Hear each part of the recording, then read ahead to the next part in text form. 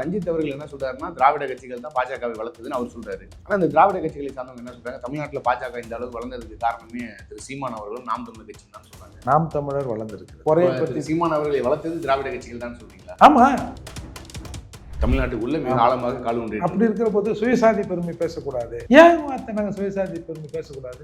அப்ப என் சங்கம் அவனை நடக்க வைக்க முயற்சி செய்யும், அவனுடைய சங்கம் நடப்பவனை தடுக்கும். இன்னமும் சாதிய ஒழிப்பதான் திமுக பேசிட்டு இருக்காங்க. ஆனா இங்க சாதிய வேறுபாடுகள், சாதிய கலவரங்கள், பிரச்சனைகள் நடந்துகிட்டு தானே இருக்கு. கேஸ்டுக்கும் கிளாஸுக்கும் வித்தியாசம் தெரியாத மூடர்கள் இவர்கள். அதனால தான் இவங்க எல்லாம் ஒண்ணு, எல்லாம் கோட்டா அப்படின்னு பேசுறது. இப்போ சீமான் சாதி இல்லை, தமிழராக பார்ப்போம், சாதி பார்த்து போடுகிற ஓட்டு எனக்கு தீட்டுனாரு. சீமானோட சாதியை வெளியே சொல்லலையா? சீமான் ஆரம்பத்தில் கட்சி ஆரம்பிச்சோடனே சீமான் சாதியை கண்டுபிடிப்பதற்கு பல உளவு படைகளை போட்டானோ. இங்க பெரியாரின் பெயரில் அவர் தான் எல்லாத்துக்கும் தொடக்கம், அவர் பார்த்தா எல்லாமே இருக்குது. அவர் தான் தமிழர்களை படிக்க வைத்தார், தமிழர்களை எழுத வைத்தார், குண்டியில கோமணத்தை கட்ட வச்சாருன்னு கூட சொல்றாங்க. பல தலைவர்கள் போராடி இருக்காங்க, அதே போல பெரியாரும் போராடி இருக்காருங்கிறது யாருக்கு? தமிழர்களுக்கு.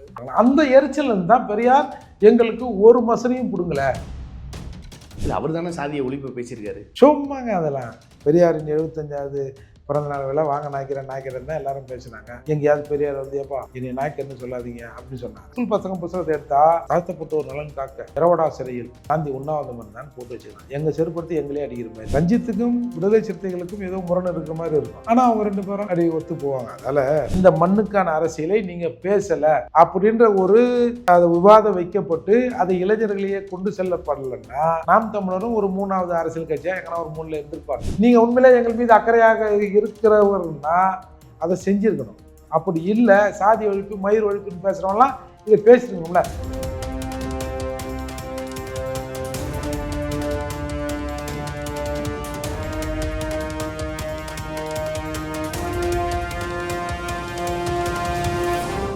தாய் தமிழ் உறவுகள் அனைவருக்கும் வணக்கம். நான் உங்கள் அம்சத். நிறைய வலைவலிகளில் தமிழ் தேசியத்திற்கு ஆதரவாக நான் பேசியிருப்பேன், நீங்கள் பார்த்துருக்கலாம். தமிழ் தேசிய இனத்தினுடைய எழுச்சிக்காகவும் மீட்சிக்காகவும் தமிழ் தேசியத்துக்கென்று ஒரு ஊடக வலிமை வேண்டும் என்று பல ஆண்டுகளாக நம்ம பேசிகிட்டு இருக்கோம்.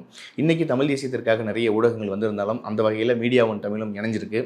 தொடர்ச்சியாக தமிழ் தேசிய களத்தில் நம்ம மீடியா ஒன் தமிழ் நமக்கான ஒரு ஊடகமாக இது பயணிக்கும்ங்கிறதுல நான் தெரிவிச்சுக்கிறேன். தமிழ் தேசிய ஊடகமாக இங்கே செயல்படுவது மிகப்பெரிய ஒரு சவாலான ஒரு விடயம் தான். அந்த சவாலை எதிர்கொண்டு தான் நீச்சல் அடிச்சிட்ருக்கோம். அந்த வகையில் மிகப்பெரிய ஒரு சிக்கல் என்ன அப்படின்னா பொருளாதார சிக்கல். நமக்கு பல்வேறு சிக்கல்கள் இருந்தாலும் இந்த பொருளாதாரங்கிற ஒரு சிக்கலும் நம்மோடு சேர்ந்துருது. மீடியா ஒன் தமிழ் சேனலுடைய அடுத்த கட்ட நகர்வுக்கு உங்களால் முடிஞ்ச நிதி உதவியை நீங்கள் அழித்து மீடியா ஒன் தமிழுடைய வளர்ச்சிக்காக உதவுங்க அப்படின்னு கேட்டுக்கிறேன். அக்கௌண்ட் நம்பர் மற்றும் ஜிபே நம்பரை நான் கீழே கொடுத்துருக்கேன். உங்களால் முடிஞ்ச உதவி நீங்கள் அழிச்சிங்கன்னா மீடியா ஒன் தமிழ் அடுத்த கட்ட நகர்வை நோக்கி பயணிக்கும். மற்றும் நம்ம சேனலை சப்ஸ்கிரைப் பண்ணுங்கள், மற்ற உறவுகளுக்கு நம்ம சேனலை ஷேர் பண்ணுங்கள். தொடர்ந்து தமிழ் தேசியத்தில் பயணிப்போம், தமிழ் தேசியத்தை வென்றெடுப்போம். மீடியா ஒன் தமிழ் நேயர்கள் அனைவருக்கும் அன்பு வணக்கம். இன்றைய நேர்காணலில் நம் சிறப்பு விருந்தினராக நம்முடைய இணைந்திருப்பவர் புரட்சி தமிழகம் பறையர் பேரவையினுடைய தலைவர் வழக்கறிஞர் திரு ஏர்போர்ட் மூர்த்தி அவர்கள் நம்முடைய இணைந்திருக்கிறார். அவரிடம் கேட்பதற்கு நிறைய கேள்விகள் இருக்கின்றன. முதல் நிகழ்ச்சிக்குள்ளே அவர் இருப்போம். வணக்கம். வணக்கம். சமீபத்தில் இயக்குனர் ரஞ்சித் அவர்கள் ஒரு நிகழ்வுகளில் பேசும்போது என்ன சொல்லியிருந்தார் அப்படின்னா, தமிழ்நாட்டில் பாஜகவை வளர்த்ததே இந்த திராவிட கட்சிகள் தான் அப்படிங்கிற ஒரு விமர்சனத்தை வச்சிருந்தார். இதற்கு பல தரப்பினர் ஆதரவாகவும் பல தரப்பினர் எதிராகவும் கருத்துக்கள் பதிவு பண்ணிட்டு இருக்காங்க. என்ன காரணம் அப்படின்னா, கடந்த காலங்களில் அவர் திராவிடத்துக்கு ஆதரவாக பேசியிருந்தார். இன்னைக்கு அதே ரஞ்சித் அவர்கள் திராவிடத்துக்கு எதிராக பேசுகிறாரோ அப்படிங்கிற மாதிரி கருத்துக்கள் பதிவாகுது. இதை எப்படி நீங்கள் பார்க்குறீங்க? இல்லை, அதாவது திராவிட இயக்கங்கள் இங்கே பல சாதனைகளை செய்திருக்குது அப்படின்னு ரஞ்சித் ஆமாம் செஞ்சுருக்குங்க, உண்மைதாங்க சாமி அப்படின்னு நாங்கள் சொல்லணும். இல்லை திராவிட இயக்கம் ஒன்றுமே செய்யலைன்னாலும் ஆமாம் சாமி அப்படி தான் ரஞ்சித் ஐயா அப்படின்னு நாங்கள் சொல்லணும்னு நினைக்கிறாரா என்னன்னு தெரியல.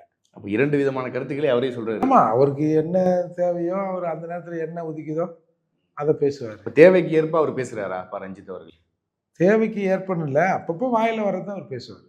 எல்லாரும் திராவிடத்தை விமர்சித்து கொண்டு இந்த ஆட்சி 3 ஆண்டுகளாக பெரும் துயர சம்பவங்களை தமிழகத்தில் நிகழ்த்தி கொண்டு இருக்குன்னு பேசணுப்பா. இல்லை திராவிட இயக்கம் பல சாதனை செய்துன்னு பேசணும் தானே அவர். ஆனால் அவர் இப்போ பொதுவாக ரஞ்சித்தெல்லாம் நம்ம இன்றைக்கு ஒரு வெற்றிடம் இருக்கிறது, அந்த வெற்றிடத்தை அவர் பயன்படுத்தி கொள்ளலாம்னு நினைக்கிறாரு. நீங்கள் பாருங்கள், ரஞ்சித்தை விடுதலை சிறுத்தைகள் கண்ணாமண்ணா திட்டுவாங்க. ஆனால் திருமாவளவனும் ரஞ்சித்தும் அவர் திருமாவளவன் நல்லவர்னு பேசுவார். எப்படி சீமானை ஓம் தமிழர் அது இது அப்படின்னு திருமாவளவனை தவிர மற்றவர்கள் பேசுவாங்க. இரண்டாம் அதே மாதிரி சீமானை தவிர மிச்ச எல்லாரும் ஓசிக்கான்னுவாங்க. அவரை கேட்டால் எங்கள் அண்ணன் நொண்ணன் அவர் இப்படியா அப்படின்லாம் அவர் சீமான் சொல்லுவார். அந்த மாதிரி தான் இது. ரஞ்சித்துக்கும் விடுதலை சிறுத்தைகளுக்கும் ஏதோ முரண் இருக்கிற மாதிரி இருக்கும். ஆனால் அவங்க 2 பேரும் அப்படி ஒத்து போவாங்க. அதனால் ரஞ்சித் பேசுகிற பேச்சு வந்து அவர் ஒரு நடிகர். பொதுவாக ரஞ்சித் வந்து பல விஷயங்களுக்கு பயன்படுத்தப்பட்டு இருக்கிறார். இன்னைக்கு ஒரு தமிழ் தேசிய சிந்தனை இங்கே வெகுவா ஊனி இருக்கு. தமிழ்நாட்டுக்குள்ள மிக ஆழமாக கால் ஊன்றி அப்படி இருக்கிற போது சுயசாதி பெருமை பேசக்கூடாது. ஏன் நாங்கள் சுயசாதி பெருமை பேசக்கூடாது? அதாவது சுயசாதி பெருமை பேசுவது என்பது ஒரு ஆண்ட சமூகமாக இருந்து நாங்கள் இன்று வரை ஆள பிறந்தவர்கள் இல்லை, நாங்கள் யார் தெரியல. இப்போ ஒருத்தர் பேசலாம் தெரியுமா, கீழ்சாதி உடம்புல ஓடுறது சாக்கடைன்னு நீங்கள் பாட்டு பாடிக்கிறீங்க. ஆமாம், சாக்கடை தான்டா, எங்கள் உடம்புல ஓடுறது ரத்தம்டா அப்படின்னு சொல்கிறவன் சாதி அடையாளத்தையோ குடிப்பெருமையோ பேசுனா அது தவறு.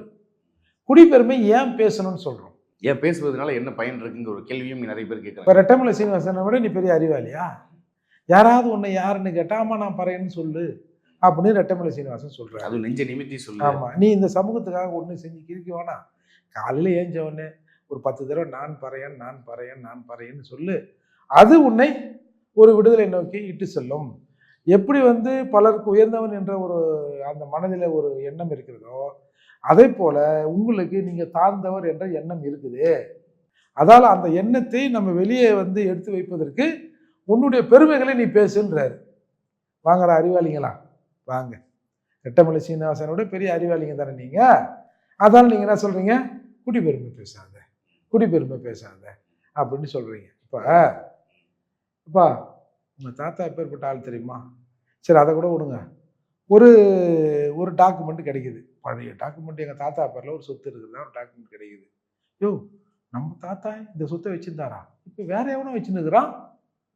ஏய், எங்கள் தாத்தா, அதுக்கப்புறம் எங்கள் அப்பா, அப்புறம் நாங்கள் தானடா வாரிசு அப்படின்னு சொத்துக்கு கேட்குறோம்ல. அதே உடனே நம்ம எடுத்துக்கணும்.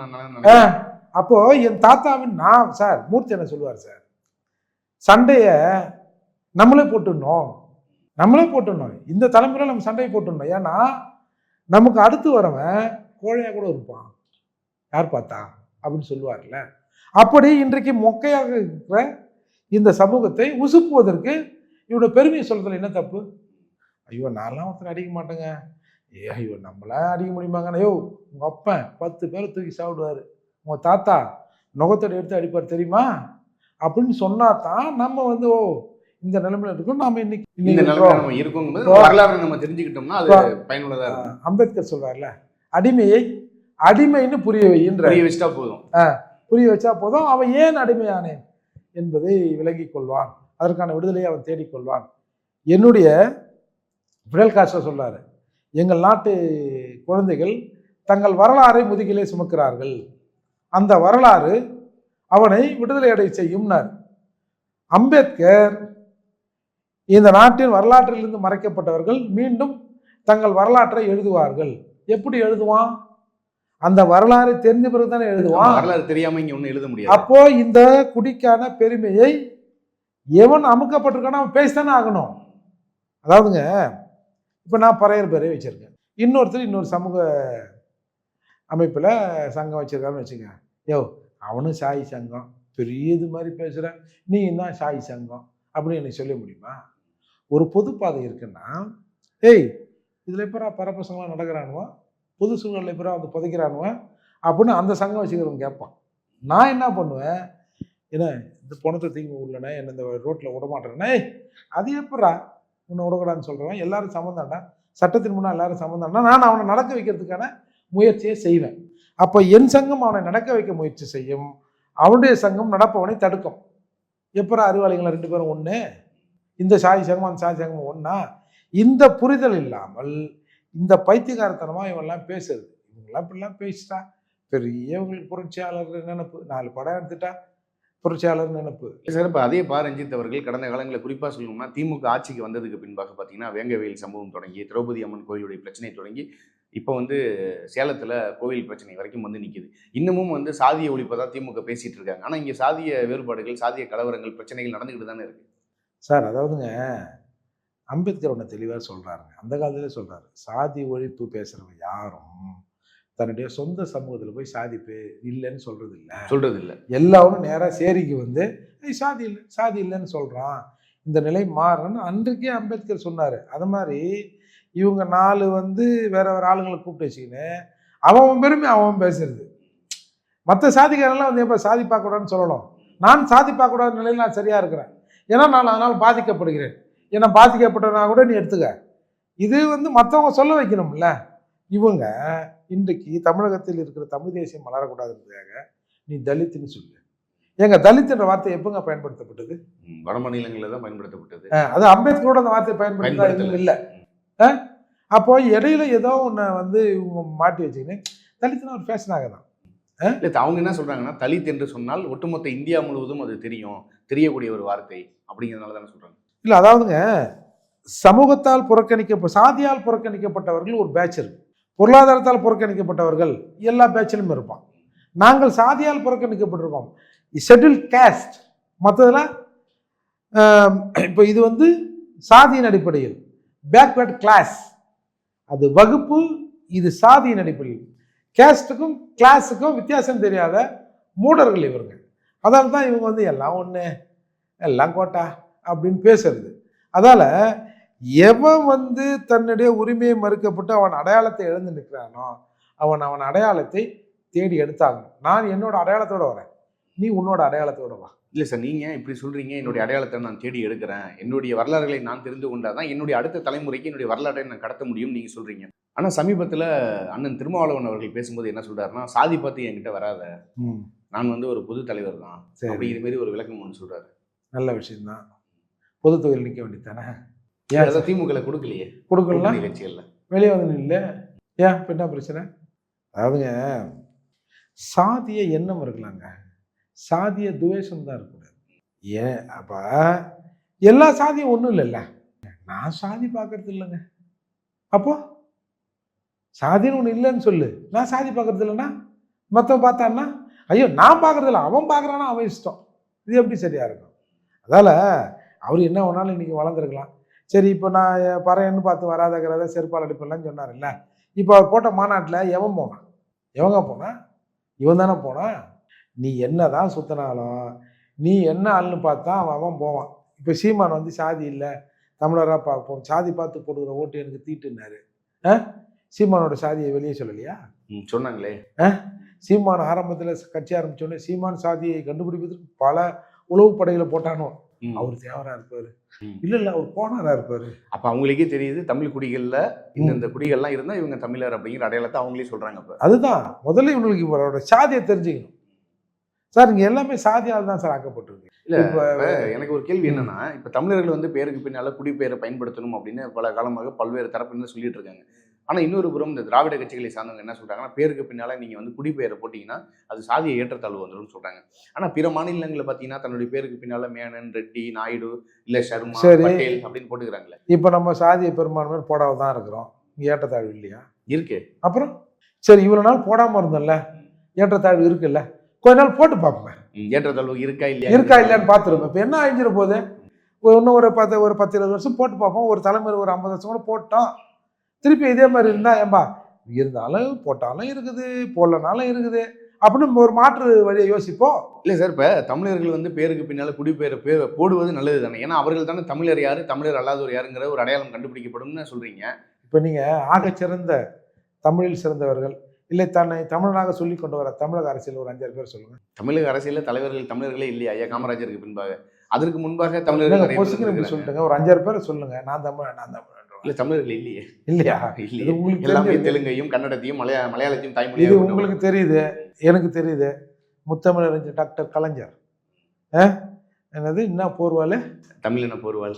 ஆமா, அவரு அந்த மாதிரி ஒரு 5-6 பேர், கோவை ராமகிருஷ்ணன், இப்படி பல பேரை சொல்லலாம். தகைசால் தமிழர் விருது கூட கொடுத்தாங்க ஒரு. ஆமா, அதெல்லாம் ஏன் வம்பு?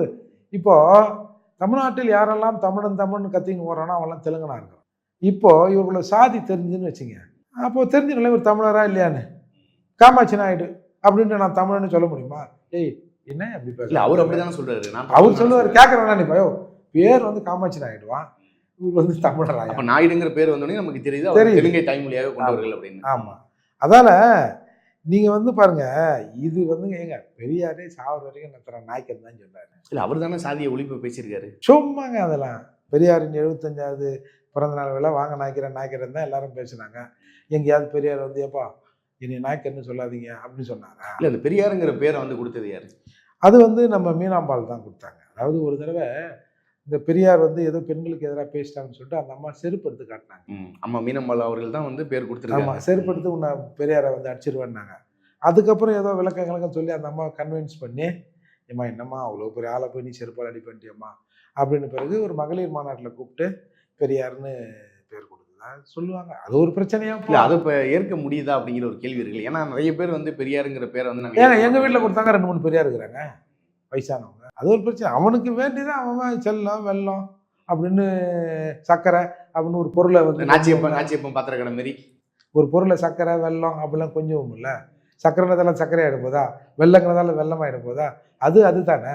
அந்த மாதிரி பெரியார் ராமசாமி தானே. என்ன பேர் வச்சான்னா இங்கே வந்து பெரியாரின் பெயரில் அவர் தான் எல்லாத்துக்கும் தொடக்கம்.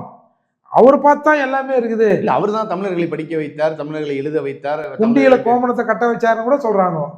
அப்போ எங்க ரெட்டமலை சீனிவாசன் கோட்டு சூட்டு வாங்கி கொடுத்தது யாரு அப்படிங்கிற கேள்விலாம் இருக்குல்ல சார். இவர்கள் சார் அவரே சொல்றாரு, நான் கன்னடன், நான் வந்து தெலுங்கரு, இவர் வந்து இவர். அப்போ பிரச்சனையே வந்துங்க ஏங்க பெரியார் தீக்க ஆரம்பிக்கிறார்ல, அதுல பைலாவில் இது பிற்படுத்தப்பட்டோர் நலம் காக்கும் இயக்கம் தான். அப்படிதான் இருக்கு. அதுலயே அப்படிதான் இருக்கு. அதுக்கும் எஸ்சிக்கும் சம்மந்தமே இல்லைங்க. ஆனால் இவெல்லாம் என்ன சொல்கிறான், நீங்கள் வந்து அடுப்பு எரியுதுன்னா அதுக்கு பெரியார் தான் காரணம், உங்கள் கோமணம் இருக்குதுன்னா அதுக்கு பெரியார் தான் காரணம்னு சொல்கிறாங்க. அந்த எரிச்சல் தான் பெரியார் எங்களுக்கு ஒரு மசனையும் பிடுங்கல அப்படின்னு நம்ம பேசுகிறோம். இல்லைன்னா பல தலைவர்கள் போராடி இருக்காங்க, அதே போல் பெரியாரும் போராடி இருக்காருங்கிறது நான் யாருக்கு தமிழர்களுக்கு அப்படித்தானே சொல்கிறாங்க. ஏங்க அவனுக்கு போராட்டங்க, அவங்க அப்பா அவராக கூட இருக்கட்டுங்க, எங்கள் அப்பா அவர் இல்லைங்க. நமக்கு அயோத்திதாசர் பட்டியல் சமூக மக்களுக்கான நலன் விரும்பி ஐயா ராமசாமி நாயக்கர் இல்லை, அவ்வளோதான். நம்ம இனத்துல பிறந்த நம் குடியை சார்ந்தவர்களே இருக்காங்க. எங்களுக்கெல்லாம் அயோத்திதாசர், ரெட்டமலை சீனிவாசன், MC ராஜா, வந்து மதுரம் பிள்ளை, அந்த மாதிரி பல தலைவர்களை நாங்கள் வந்து வச்சிருக்கிறோம். எங்கள் தலைவர்லாம் லிஸ்ட்டு போட்டால் எல்லாம் சேர்த்துருவான். அதால் ஏன்னா நீங்கள் நம்ம சொல்கிறோம் இன்றைக்கி வந்து பட்டியல் சமூக மக்களுக்கு தனி தொகுதி வேணும்னு சொல்கிறோம். ஆனால் அந்த தனி தொகுதியே வேண்டும் என்று MC ராஜா அவர்களுடைய நடவடிக்கையால் தான் அதுவே கிடைத்தது.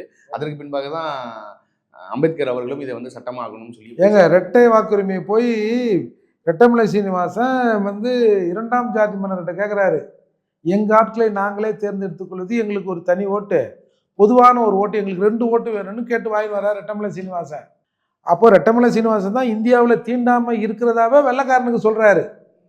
அப்போ தான் வந்து இந்த மாதிரி இப்போ இருக்கிற தொகுதி இருக்கு இல்லையா, இது வந்து இந்த இரட்டை வாக்குரிமை வந்தால் இங்கே வந்து சேரி வேறாக ஊர் தெரு வேறாக மாறிடும், இந்த மதத்திலிருந்து இவங்க தள்ளி போயிடுவாங்க அப்படின்னு காந்தி அதற்கு எதிர்ப்பு தெரிவிக்கிறார்.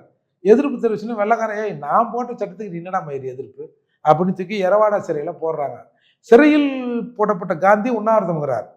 இன்னைக்கு நீங்கள் புத்தகத்தை ஸ்கூல் பசங்க புத்தகத்தை எடுத்தால் தாழ்த்தப்பட்டோர் நலன் காக்க எரவாடா சிறையில் காந்தி உண்ணாவிரதம் இருந்தான்னு போட்டு வச்சுக்கிறான். எங்கள் செருப்படுத்தி எங்களே அடிக்கிற மாதிரி, புரியுதா? அப்போது எரவாடா சிறையில் அவர் இருக்கும்போது அவர் செத்துருக்கு திற போகிறாருன்னு சொல்லிட்டு எல்லாரும் கன்வின்ஸ் பண்ணி அம்பேத்கரை அதை இதை கன்வின்ஸ் பண்ணி கொண்டாந்து தான் அப்போ ரெட்டமலை சீனிவாசன் செத்து போகிறார், நமக்கு என்ன கண்டாராம் அப்படிலாம் ரெட்டமலை சீனிவாசன் சொன்னதா சொல்லுவாங்க.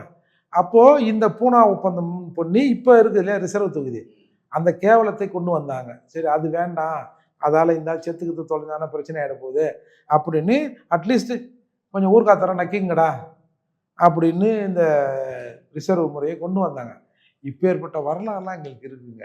அந்த வரலாறு எல்லாம் திட்டமிட்டு மறைச்சிட்டு இவனுவா ஒரு 70 வருஷத்துல அப்படியே எல்லாத்தையும் தலைகீழாக்கி ஆம்பளை பொம்பளை ஆகிட்டான், பொம்பளை ஆம்பளை ஆகிட்டான். இதுதானே எரிச்சலே எங்களுக்கு. அதால இவர்கள் எங்களுக்கு ஒன்றும் செய்யலை, பொதுவான மக்களுக்கு செஞ்சிருக்கலாம். நாங்கள் அதை மறுக்கிறதுலாம் இல்லை. உண்மையிலே ராமசாமியால் ஏதாவது 1-2 இப்போ குறுக்கு மடுக்க பேசுகிறாங்களே சாமி, அது மயிராது. அதாவது இதாக ராமசாமி ஆமாங்க அவர் தாங்க, அவரால் ஏதாவது நடந்திருக்கலாம். நம்ம சரி ஏதோ இந்த நடந்துக்குதியா அப்படின்னு நம்ம பேசலான்னு பார்த்தா கூட பேர் நீ பேசுகிற பேர் இதுக்கு காரணம் பெரியார் தான், ராமசாமி தானே வரதாங்க அப்படின்னு எரிச்சலே வருது. வேற இப்போ நான் மீண்டும் என்ன சொல்றேன் அப்படின்னா, பா. ரஞ்சித் அவர்கள் என்ன சொல்றாருன்னா, திராவிட கட்சிகள் தான் பாஜகவை வளர்த்ததுன்னு அவர் சொல்றாரு. ஆனா இந்த திராவிட கட்சிகளை சார்ந்தவங்க என்ன சொல்றாங்க, தமிழ்நாட்டுல பாஜக இந்த அளவுக்கு வளர்ந்ததுக்கு காரணமே திரு சீமான் அவர்களும் நாம் தமிழர் கட்சியும் தான் சொல்றாங்க. இது எப்படி பாக்குறீங்க? இன்றைக்கு நாம் தமிழர் வளர்ந்திருக்கிறது, பிஜேபியும் ஓரளவுக்கு வளர்ந்திருப்பதாக சொல்லப்படுகிறது. இவங்க 2 பேரும் எதற்கான அரசியலை பண்றாங்க, எதற்கு எதிரான அரசியலை பண்றாங்க? திராவிடத்துக்கு எதிரான அரசியல் பண்றாங்க. அப்போ உண்மை தானே, திராவிடம் தானே இவங்க 2 பேரையும் வளர்த்துருக்கு. அந்த வகையில் பார்த்தா இவனுங்க கிட்ட இருக்கிற குறைய பற்றி திரு சீமான் அவர்களை வளர்த்தது திராவிட கட்சிகள் தான் சொல்றீங்களா? ஆமா, நீங்க இப்படி சீரழிஞ்சலைன்னா உங்களை விமர்சனம் பண்ணி உங்களுடைய தமிழருக்கு எதிரான போக்கை நாங்கள் விமர்சனம் பண்ணி நீங்கள் தமிழ்நாட்டுக்கு முழுக்க எதிராக இருக்கிறீங்க, தமிழனுக்கு எதிராக இருக்கிறீங்க, இந்த மண்ணுக்கான அரசியலை நீங்கள் பேசலை அப்படின்ற ஒரு விவாதம் வைக்கப்பட்டு அதை இளைஞர்களையே கொண்டு செல்லப்படலைன்னா நாம் தமிழரும் ஒரு 3வது அரசியல் கட்சியாக எங்கன்னா ஒரு 3ல இருந்திருப்பாங்க. இந்த மண்ணுக்கான அரசியலை பேசுவதான் இவர்கள் சீமான் பேசுவதான் இப்போ இவங்க பேசுறதுல என்ன அரசியல், பொறுக்கி திங்கிற அரசியல் அப்படின்ற ஒரு நிலையில இன்றைக்கு சீமான் கட்சி வளர்ந்துருக்கு. பிஜேபி தேசிய கட்சியாக இருந்தாலும் இதுவரை இல்லாத அளவிற்கு திராவிடத்தை நாங்கள் ஒழிச்சே தீருவோம். திராவிடத்தை ஒழிப்போம்னா என்ன அர்த்தம்? அந்த திராவிட சித்தாந்தத்தை அவங்க தேசிய கட்சி பார்வையிலேருந்து அவங்க வேற ஒரு பார்வை, நாங்கள் ஒழிச்சே தீருவோம் அப்படின்னு சொல்கிறாங்க இல்லையா? அதால் என்னை பொறுத்த வரைக்கும் இந்த 2 பேரையும் வளர்த்தது இவங்க தான். இன்னொன்று பர்சனலாக நான் அடிக்கடி சொல்வேன், இந்த திருமாவளவன் ஒரு 10 நாளைக்கு ஒரு 20 நாளைக்கு பிஜேபி பற்றி பேசாமல் தானே வச்சுங்க, பிஜேபி பற்றி யாருமே பேசணும். அப்போ இவர் தான் பிஜேபி பற்றி பேசி வளர்த்து ஓயாமல் பேசி பேசி பேசி பேசி வளர்த்தது இவர் தான். இன்றைக்கு சேரிக்கு எதிராக நீங்கள் இருக்கிறீர்கள், சேரி மக்களுக்கு எதிராக, இங்கே பட்டியல் சமூக மக்களுக்கு எதிராக திராவிட கட்சிகள் இருக்குன்னு இன்னைக்கு பிஜேபி சொல்லுது இல்லை சார். எங்களோட ஃபண்டை திருப்பி அனுப்பிச்சா அண்ணாமலை தானே பேசுகிறார். நீங்கள் அண்ணாமலை எங்களுக்கு எதிராக எவ்வளோ ஒன்றாலும் சொல்லுங்கள், ஆனால் என் காசை தின்னுட்டானுங்க, திருப்பி அனுப்பிச்சிட்டாங்கன்னு யார் தமிழகத்தில் இருக்கிற அரசியல்வாதிகளை யார் பேசினா? ஒன்று நான் பேசினா, இன்னொரு அண்ணாமலை பேசினாரு, வேற யாராவது இது பேசினாங்களா? சீமான் அவர்களும் பேசியிருக்காரு. சீமான் அவர்களும் பேசியிருக்காரு. ஆமாம், சீமான் பேசியிருப்பாரு. நாயா கத்துறேன் 120 கோடி ரூபா கக்கூசுக்கு ஒதுக்கி 2 கோடி ரூபா செலவு பண்ணிட்டு 118 கோடி திருப்பி அனுப்பிச்ச பெருமகனார் ஆட்சி இதுன்னு சொல்கிறேன். நீங்கள் உண்மையிலே எங்கள் மீது அக்கறையாக இருக்கிறவர்னா அதை செஞ்சுருக்கணும். அப்படி இல்லை, சாதி ஒழிப்பு மயிர் ஒழிப்புன்னு பேசுகிறவங்களாம் இதை பேசிருக்கோம்ல, அந்த மக்களுக்கான தொகையை அந்த மக்களின் நலன்களையும் செலவு பண்ணணுன்னு ஒன்றுமே பண்ணலையே. ஒரு 100 கோடி ரூபாய் அம்பேத்கர் பேரில் தொழில் தொடங்குவதுக்கு ஒதுக்கிட்டு ஆஹா ஹோன்றீங்களே, 118 கோடி திருப்பி அனுப்பிச்சிருக்கீங்களே, அதை பற்றி ஏன் பேசுவது? ஏன் பேசுறது இல்லை? இப்போ ஆந்திராவில் தெலுங்கானாவில் 1000 கோடி ஒதுக்கணும், நீ 100 கோடி ஒதுக்கிட்டு நான் 100 கோடி ஒதுக்குறேன், 100 கோடி ஒதுக்குறேன், 1000 பெருசா? அவங்களுக்கு 100 தான் பெருசு. அப்படி ஏன்னா 100 பெருசாக எழுதியிருப்பாங்க அவங்க. அப்போ இந்த மாதிரியான முரண்பட்ட நிகழ்வுகளால் இங்கே ஒரு மாற்று சிந்தனை வளர்ந்திருக்கிறது. அந்த மாற்று சிந்தனையை சீமானும் பிஜேபியும் இன்றைக்கு பங்கு போட்டு கொண்டிருக்கிறது தான் நான் பார்க்குறேன். ஏன்னா திராவிடத்துக்கு எதிராக பேசாமல், ஏன்னா திராவிடம் இந்த தமிழ் சமூகத்துக்கு துரோகம் இழைத்திருக்கிறது என்பதை ஓரளவு இன்னைக்கு எல்லாரும் புரிஞ்சுக்கிறாங்க. என்னையா நம்மளாம் தமிழர், அப்புறம் என்னையா நம்மளை போய் என்ன வேற ஏதோ பேர் சொல்கிறான், அப்போ எல்லாம் சேர்த்து ஒரு 4-5 பேர் சேர்ந்து இந்த பேருன்றான், வெளியில் போய் ஒன்றும் பேச மாட்டான் அப்படின்னு சாதாரணமாக இருக்கிறவங்க பேசுகிறான்ல. அந்த நிலையில் இன்றைக்கு பிஜேபியை வளர்த்தது இவர்கள் தான். இவங்க சொல்லுவாங்க அந்த ஓட்டு போடுற அரசியலை கொடுங்க, கருணாநிதி தான் வளர்ச்சின்னு வந்தார், பிஜேபி ஒன்றும் தீண்டப்படாத கட்சி இல்லை, ஆர்எஸ்எஸ் கூட தீக்கா மாதிரி ஒரு சமூக சேவை செய்கிற இயக்கம், அதெல்லாம் இருக்கட்டும். இவர்களுடைய every reaction there is an equal reaction இதில் இவர்கள் வினைக்கு எதிராக எதிர்வினையாக இன்றைக்கு இவர்கள் வளர்ந்திருக்கிறார்கள் நான் பார்க்குறேன். இவ்வளோ நேரம் உங்களுடைய நேரங்களை ஒதுக்கி எங்கள் நேர்களுக்காக உங்கள் கருத்துக்களை எங்களோடு பயந்ததுக்கு மீடியா ஒன் தமிழ் சார்பாக நன்றி தெரிவித்துக் கொள்கிறோம். மீடியா ஒன் தமிழ் நேயர்கள் அனைவருக்கும் நன்றி. மீண்டும் ஒரு நேர்காணலில் சந்திப்போம்.